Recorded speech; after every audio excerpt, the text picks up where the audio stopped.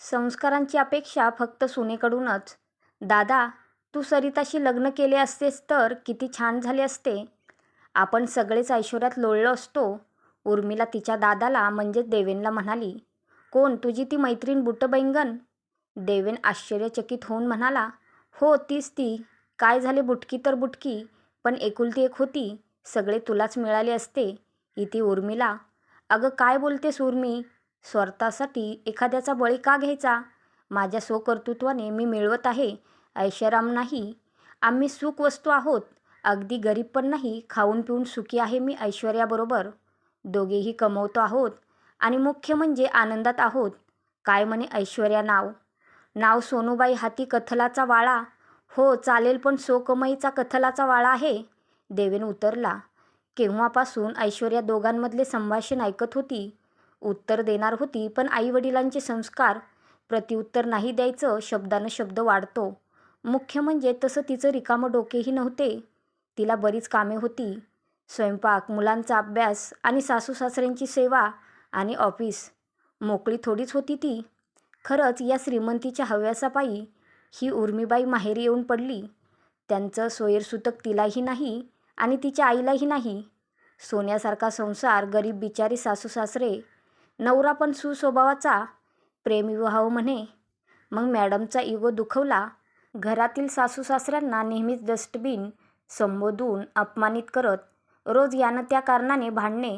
मग आईला फोन, आईची संसारात मध्यस्थी. याचा शेवट माहेरी ठाण मांडून बसलेली ऐश्वर्या खूपदा दुर्लक्ष करत सतत उर्मिला आणि सासूबाईंची ऑर्डर, वहिनी चहा, वहिनी नाश्ता. पण कधी घाईगडबडीत राहिले की ऐश्वर्याचे सगळे खानदानाचा उद्धार मायलेकी करत. तरीही ऐश्वर्या सगळे व्यवस्थित करून मगच ऑफिसला बाहेर पडत. सासरे कधीकधी तिची बाजू घेत तर मायलेकी म्हणत, तुम्हा पुरुषांना काय कळते बायकातले? मी माहेरी येऊन राहिले म्हणून हिच्या पोटात दुखते आहे, पण मी माझ्या आईबाबांच्या जीवावर इथे राहते, तुमच्या पैशावर नाही. ही उर्मीची आरेरावीची भाषा. नक्कीच कशाचा माज होता उर्मिलाला तेच कळत नव्हते. आज अचानक ऑफिसमधून येताना उर्मिलाचा नवरा आशिष ऐश्वर्याला भेटला. तो ऐश्वर्याला म्हणाला, जरा समज द्या नंदेला. ऐश्वर्या म्हणाली, काय समज देणार भाऊजी? आमचे देखील जगणे मुश्किल केले आहे तिने. ऑफिसमध्ये गेले की कामाचा ताण, बॉसची बोलणी, घरी आले की या मायलेकी. वहिनी काहीतरी करायला हवे. आमच्या सासूबाई खूपच आमच्या संसारात हस्तक्षेप करतात, त्यामुळे आमची भांडणे होतात. उर्मीच्या मनात सतत काहीतरी भरवत असतात. माझे आईबाबा खरंच काही बोलत नाही. खूपदा म्हणतात, आशिष वेगळे राहा बाबा, आमची काळजी नको करू, तुझे सुख तेच आमचे सुख. पण तुम्हीच सांगा, या वयात कसे त्यांना एकटे सोडू? आशिषला खूपच भरून आले होते. हो आशिष, तुमची जी स्थिती तीच माझी पण. आपले संस्कार आड येतात, नाहीतर एव्हा ना मी पण स्वतंत्र संसार थाटला असता. मला काही अवघड नाही, ऐश्वर्या म्हणाली. पण समोरचा माणूस आपल्याशी कसाही वागला तरी आपण मात्र सरळच वागावे. आपल्यात आणि त्यांच्यामध्ये फरक ठेवावा. माझी आई म्हणते. चला असो. ऐश्वर्या आशिषशी बोलून घरी आली खरी, पण मनात तेच विचार घेऊन. किती साधा आहे हा आशिषसुद्धा. पुरता डासळल्यासारखा वाटला. इकडे आड तिकडे विहीर अशी स्थिती झाली आहे बिचाऱ्याची. आज आपण देवेंशी या विषयावर बोलायला हवेच. आपण काहीतरी करायला हवेच. कोणाचे भले होत असेल तर आपण थोडा कडवटपणा घेतला तरी काही हरकत नाही. कदाचित देवेन मानतील याची आशा बाळगूया. मनाशी पक्का निर्णय करून ती रोजच्या कामाला लागली. मायलेकींची टोमणाटोमणी चालूच होती. लेकी बोले सुना लागे तथ्यच. देवेन ऑफिसमधून आले. जेवण व मागचे आवरून दोघे झोपायला गेले. रात्री ऐश्वर्याने आशिष भेटल्याचे सांगितले. देवेनला पण आशिषबद्दल ऐकून वाईट वाटले. ऐश्वर्या म्हणाली, आता आपणच पाऊल उचलले पाहिजे, नाहीतर या आगीत सगळेच होरपळून निघू. ऐश्वर्या म्हणाली, देवेन उद्या आपण थोडे भांडण करूया. मी बोलेल, मला माझी स्पेस हवी. या घरात माझी कुचंबना होते. मला स्वतंत्र राहायचे आहे. अरे चांगलेच करतेस तर मी तयार आहे. मनाशी निश्चय करून दोघेही झोपली. सकाळ आज जरा वेगळीच उगवली. मग बाबांना तशी कल्पना दिली. बाबा, मला तुमच्या परवानगीची गरज आहे.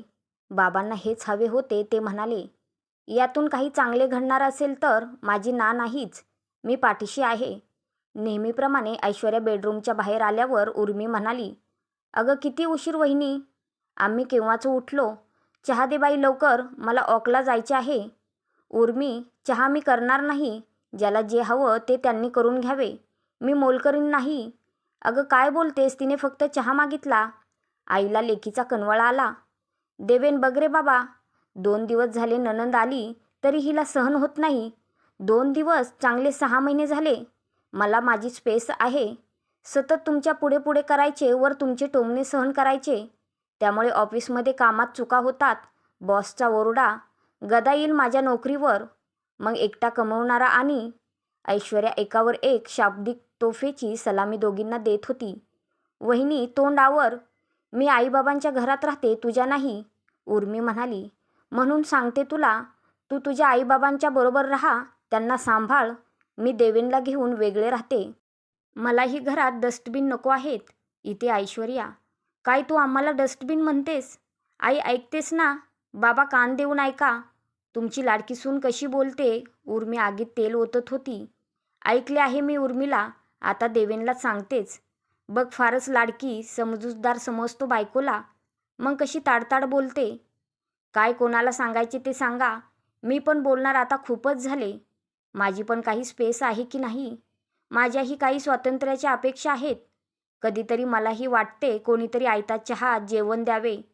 एखाद्या दिवस बाहेर जावं, सिनेमा बघावा, 4 मैत्रिणींना घरी बोलावून पार्टी करावी. हे सगळे मला करावे वाटते. मिळते मला हे स्वातंत्र्य. सतत तुमचे सगळे लाड पुरवते. आता काही नाही बाबा, मला वेगळे व्हायचे आहे. माफ करा मी जास्तच बोलले, पण हे सगळे माझ्या सहनशक्तीच्या बाहेर जाते आहे. देवेन बेडरूमच्या दारात उभे राहून ऐकत होता. आई मध्येच म्हणाली, देवेन, अरे सुनव, तिला कशी बोलते आहे ही उर्मटपणे. आई, मी बोलते तो उर्मटपणा, आणि तुमच्या लेकीचे काय? सांभाळू द्या तिला तुम्हालाच. देवेन, तुमचे काय म्हणणे आहे? येताय ना माझ्याबरोबर? ऐश्वर्या परत बोलली, बाबा मला जावेच लागणार. आई, ह्या रोजच्या कटकटीचा मला देखील कंटाळा आला आहे. राहतो आम्ही वेगळे, म्हणजे सगळ्यांनाच मन शांती मिळेल. देवेन बोलला, हे शक्य नाही रे. हे घर कोण सांभाळणार? आता काय आमचं वय राहिलं आहे हे सगळं उसनवारी करायचे? नाही, मला झेपणार. आईनं डोळ्याला पदर लावला. बापरे, हे काय आपल्याला पण नाही जमणार आईबाबांना सांभाळणे. उर्मी चांगलीच घाबरली होती. का करून तर बघ.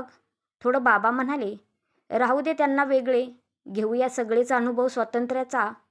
बाबांनीही उर्मिलाला टोकले, नाही नाही बाबा, त्यापेक्षा मी आशिषला बोलावते, मी जाते परत. फारच कठीण असते हे सगळं. उर्मी चांगलीच घाबरली होती. ती आशिषला फोन करून म्हणाली, आशिष, मला घ्यायला येशील? मी चुकले रे. आता वहिनीने दाखवून दिले हे घर माझे नाही. खरंच चांगला धडा मिळाला मला आशिष. कोण आपले आणि कोण परक समजले. आपण आपले दुःख कुरवाळत बसतो, आपली स्पेस मागतो. कधी कधी इतरांच्या सुखाचा देखील विचार करावा. ह्या वयात आईबाबा कसे एकटे राहणार, तुझेही आणि माझेही. उर्मी आशिषशी फोनवर बोलताना रडत होती. आशिषला फोन करून ऐश्वर्याने आधीच कल्पना दिली होती. आशिषने थँक्यू सो मच चा मेसेज वहिनीला पाठवला आणि उर्मिलाला आणायला सासूरवाडीला निघाला. इकडे देवेनने ऐश्वर्याला कोपरखळी मारली तर देवेनला बाबांनी. आई मात्र विचारातच पडली. आपली उर्मी अचानक कशी काय बदलली? तर काय, कधी कधी सुनेकडून अवाजवी संस्कारांची अपेक्षा बाळगणाऱ्या सासरच्यांना वेळीच धडा शिकवणं गरजेचे असते, असे ठणकावून सांगत ऐश्वर्या किचनमध्ये गेली. ऐश्वर्यातील बदललेला देवेन आणि बाबांनी मात्र मनापासून दाद दिली. या कथेच्या लेखिका सौ उज्ज्वला रवींद्र राहणे.